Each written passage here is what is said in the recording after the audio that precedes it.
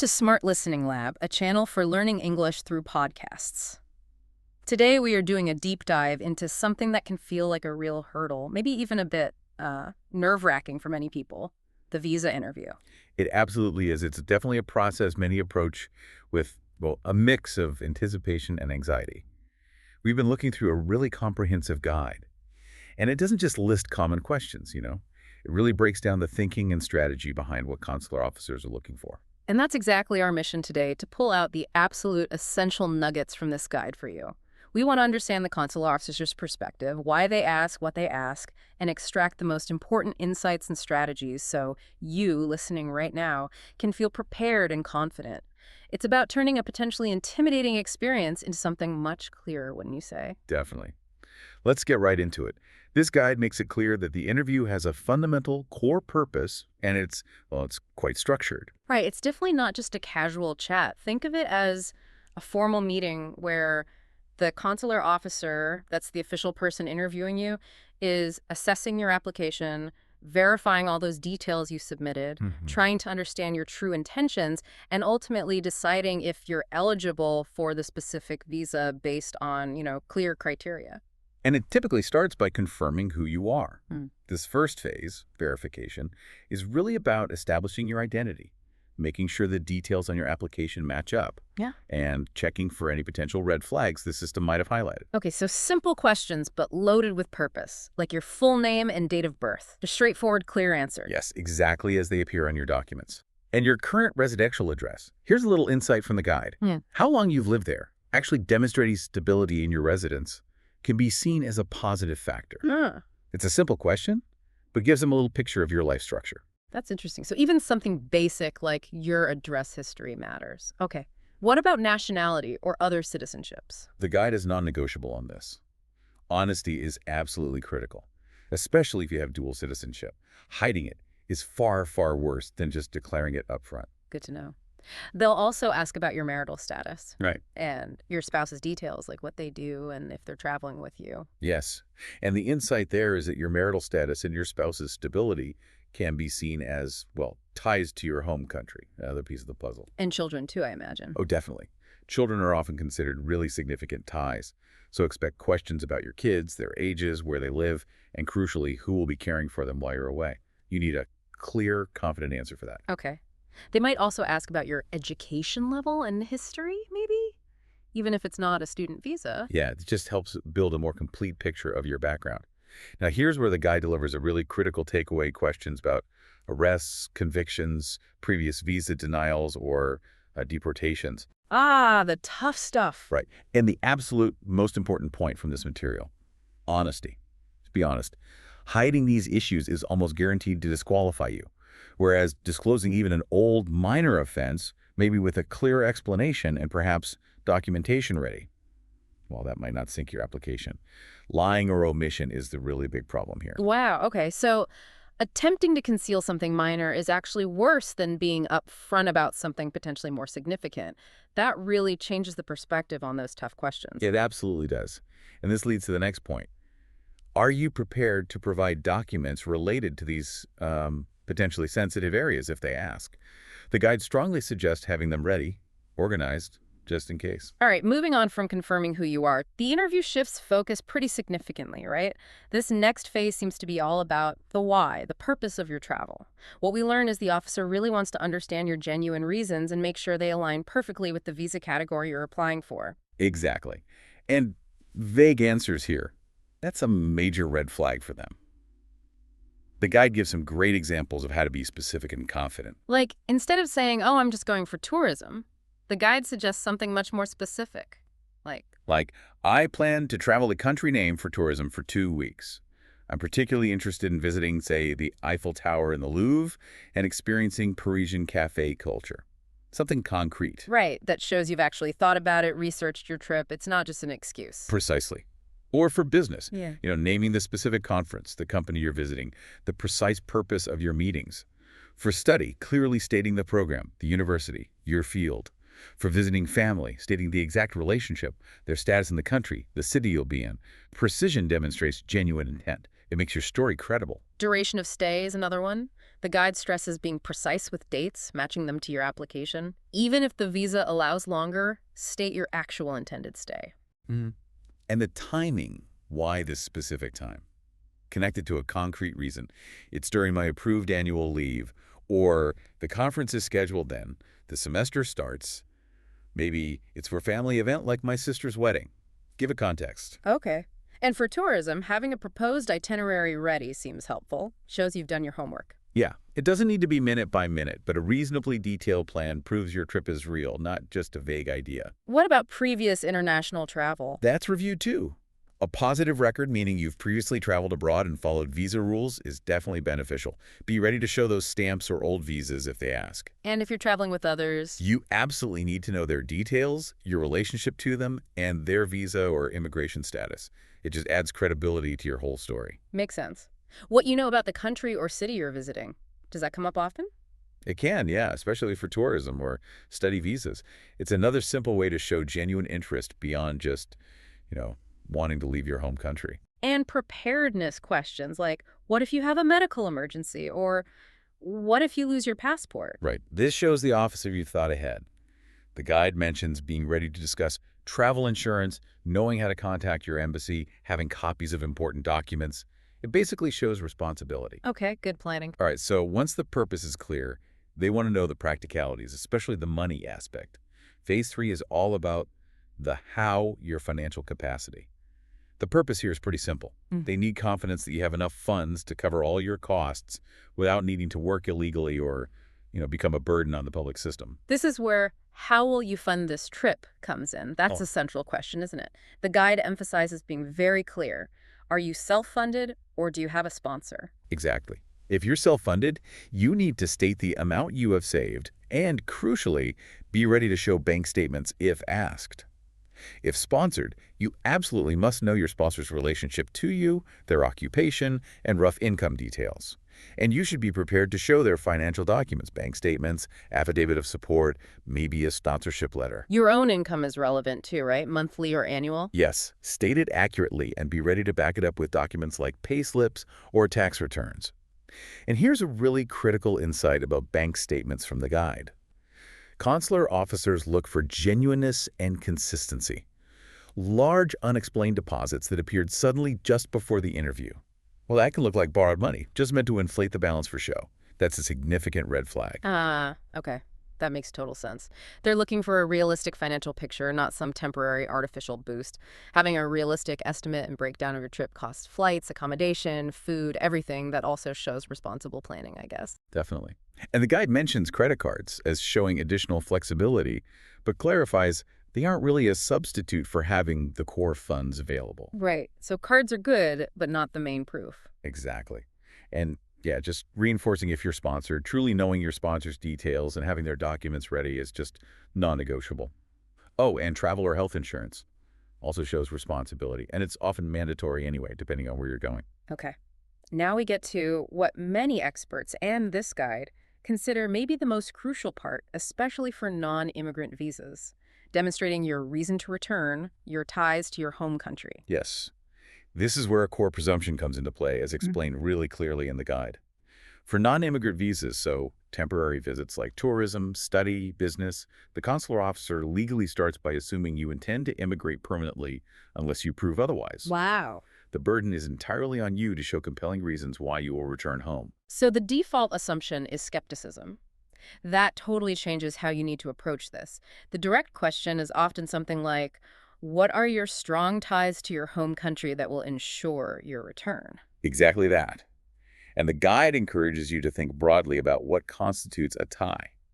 It lists categories like stable employment, your specific job, how long you've been there, maybe approved leave documentation, and your planned return date. An employer letter helps there, right? A letter from your employer is often key, yes. Family's a major tie. Your spouse, children, maybe elderly parents, or other dependents you care for. Absolutely. And property ownership, a house, an apartment, land. Be ready to show deeds or relevant documents if you have them. Financial assets, investments, maybe owning a business back home. Yes, those are considered strong ties too. Ongoing educational pursuits count as well. If you're enrolled in a program or have studies to complete back home, that's a clear reason to return. Even social stuff. Yeah, even social or Community involvement, being part of a religious group, clubs, volunteer organizations. It shows your roots are deep in your community. So they'll definitely ask about your current job, your responsibilities, how long you've been employed. A stable long-term job sounds like incredibly strong evidence. It really is. They might also ask about your future career or personal plans, and it's vital that these plans are clearly centered in your home country. Okay. And who will manage your responsibilities, your business, or care for your family while you're away? Having clear arrangements shows you have things waiting for you, things you have to get back to. Precisely. It shows you're organized and intend to resume your life back home. What if you do have immediate family in the country you want to visit? Say, a sibling or a cousin. The guide says be honest about it. Definitely mention them. Explain their status. They must be there legally, of course, but be absolutely prepared to firmly affirm your intent to return home regardless of their presence there. Your own ties are what matter most for your non-immigrant visa application. Okay, that's a key distinction. Getting closer to the end now, Phase 5 is practical arrangements confirming your plans for accommodation and travel. This seems about verifying that you have credible plans that support your stated purpose. Less about ties, more about logistics. Pretty much. Questions like where will you be staying? You need the name and address. If it's a hotel, a booking confirmation helps. If staying with someone, you need your host's full name, address, relationship, and potentially an invitation letter might be requested. And flights having a confirmed return flight itinerary, even if you might adjust the dates a bit later, seems like a powerful way to reinforce your intention to leave. It definitely strengthens the case, yes.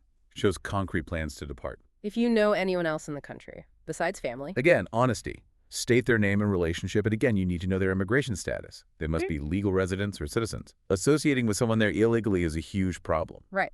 Okay, Phase 6 looks at your history, previous travel, visas, and immigration interactions, assessing past compliance, basically. Yep. A clean record is helpful. Past violations are obviously serious. Key questions here include, have you ever overstayed a visa in any country? Or have you ever been refused entry? The guide is crystal clear. Absolute honesty is required even if the past issue is problematic. Trying to hide it is usually worse. And here's a situation the guide specifically highlights as tricky. Applying for a non-immigrant visa, a temporary one, while you already have an immigrant petition pending. Like, you've started the green card process. Yes, that's a tough one. That situation immediately creates a presumption of immigrant intent for the temporary visa application. It makes sense, right? You've already said you want to live there permanently. Yeah. So you need to be exceptionally prepared to clearly explain the distinction why your temporary trip, like tourism or a short course, is separate from your long-term goal and why you will absolutely return home after this specific visit, despite that pending petition. It requires a very clear explanation of your temporary purpose and a really strong emphasis on your ties that compel you to return now. That sounds like a high bar to clear. Needs careful explanation. It does. All right, finally, Phase 7, behavioral questions. This is where they might test your character, judgment, honesty, maybe under a bit of pressure, scenario questions. Exactly. The guide provides examples. Like, what if someone offers you a job during your visit? Okay, what's the right answer there for, say, a tourist visa? The only correct answer is to reiterate your temporary purpose, tourism, state that accepting work would be illegal for your visa type, politely decline the hypothetical offer, and firmly affirm your intent to return home. No hesitation. Got it. Or, what if you really enjoy it and decide not to leave? Same principle. You must firmly reaffirm your commitment to return because of your strong ties, job, family, property, whatever they are, and your obligations back home. Don't waffle or seem tempted. What if your application is rejected today? How should you react? The guide advises expressing disappointment respectfully, stating you understand and respect their decision. Maybe mentioning you'd try to understand why and perhaps reapply later if appropriate. Critically, avoid arguing or showing strong negative emotion. Keep it professional. Okay, and the direct questions that feel like the big test. Why should I approve your visa? Or, are you sure you will return? How can I be sure? What do you do then? Well, the guide says to stay calm. Confidently summarize the key points of your case. Your genuine specific temporary purpose, your demonstrated financial capacity, and most importantly, reiterate your strongest ties to your home country that ensure you will return. Show them you understand your obligations and intend to respect them. Makes sense. The guide also touches on how the questions get tailored depending on the specific visa type, which seems logical. Absolutely. For a student visa, expect questions focused on why you chose this specific university, this program, or even this country over options at home. And crucially, what your plans are after graduation, the answer should almost always involve returning home initially. A tourist might get more detailed questions about their day-by-day itinerary, maybe need to justify a longer requested stay. Yep. For a business visa, questions will likely hone in on the invitation letter, the exact nature of the business meetings, expected outcomes, and confirming that your planned activities are strictly permissible under a business visa, not actual work. Right, no unauthorized work. And for work visas, It's about the sponsoring company, your specific role and specialized skills, salary details, and how your long-term intentions fit within the specific framework and duration of that visa. and family-based visas sound like they get really personal. They do. They dive deep into the specifics of your relationship with the petitioner, how and when you met, detailed relationship history, proof of ongoing communication, and your future plans together, ensuring it aligns with the requirements for that specific family visa category. Okay, let's try to wrap this up by pulling together the key strategies and demeanor points that this guide really hammers home. This is the essential how-to for the interview itself. Okay, top of the list, absolutely non-negotiable. Honesty. Any lie or inconsistency, even seemingly minor, can be fatal. Just don't do it. Clarity and conciseness. Answer the question asked directly. Don't ramble or volunteer extra information they didn't ask for. Confidence and politeness. This is huge. Make eye contact, speak clearly. Use respectful terms like sir or ma'am. Absolutely no arguing, no getting defensive, even if you feel challenged. Know your application inside out. Your verbal answers must match what you put on your written forms. Consistency is absolutely crucial. They won't notice discrepancies. Listen actively. Make sure you understand the question. If you don't, it's okay to politely ask for clarification. Don't just guess at what they mean. Documents. Have them organized. The guide even suggests categorizing them, like finances, ties, purpose, and only present them when the officer asks to see a specific one. Don't just slide a huge stack of papers across the desk. Dress professionally. It shows you're taking the process seriously, shows respect. Punctuality. Simple but important. Be on time for your appointment. Be mindful of your nonverbal communication. Your body language, try to appear calm and confident, not overly anxious or fidgety. Language awareness. Be prepared to conduct the interview in the required language. If proficiency is a potential issue, especially maybe for student visas, consider if an interpreter is allowed or just focus on speaking slowly and clearly. No sense of entitlement. Remember, a visa is a privilege, not a right. Maintain a respectful attitude. And reinforcing that crucial point again for temporary visas, Mhm. your focus should always be on demonstrating your strong intention and capacity for returning home, backed up by those tangible ties. The guide also helpfully lists common mistakes, which are basically the flip side of these strategies. Giving false information or documents, that's number one. Being vague about your purpose or finances. Appearing desperate to stay, maybe? Yeah, that's a bad look. Trying to memorize answers word for word, it sounds unnatural and suspicious. Arguing with the officer, never a good idea. Poorly organized documents, fumbling around for papers. Right. Misrepresenting your finances, like those dodgy bank deposits we mentioned. And critically, failing to convincingly show compelling ties to your home country. That's often the nail in the coffin for non-immigrant visas. So, summarizing what we've really dug into today, the visa interview is fundamentally a verification process. They're verifying your facts and your intentions. And for temporary visits, demonstrating compelling, verifiable ties to your home country is absolutely the most critical element, wouldn't you say? Without a doubt. Preparation, coupled with absolute honesty, they aren't just good ideas. They are your essential tools. And, beyond just reciting answers, the interview is really your chance to present a believable, consistent story of your life, explain why this trip fits into that life temporarily, and make it clear why your path naturally leads back home. Understanding why they ask each question, like we've discussed, really transforms it. It stops being this scary interrogation and becomes more of a conversation where you are empowered to present your case clearly and confidently. Exactly. It puts you a bit more in control of the narrative you're presenting. And here's something to really think about, drawing from this material. Consider how your entire life story, even the parts not explicitly asked about in the interview, contributes to the overall impression you make, how it shapes the demonstrable strength of your ties back home. It's a test of your authenticity and your credibility just as much as it is about checking boxes for eligibility on paper, something to really mull over. Thanks for tuning in. Keep practicing, and for more English lessons, don't forget to like, subscribe, and share.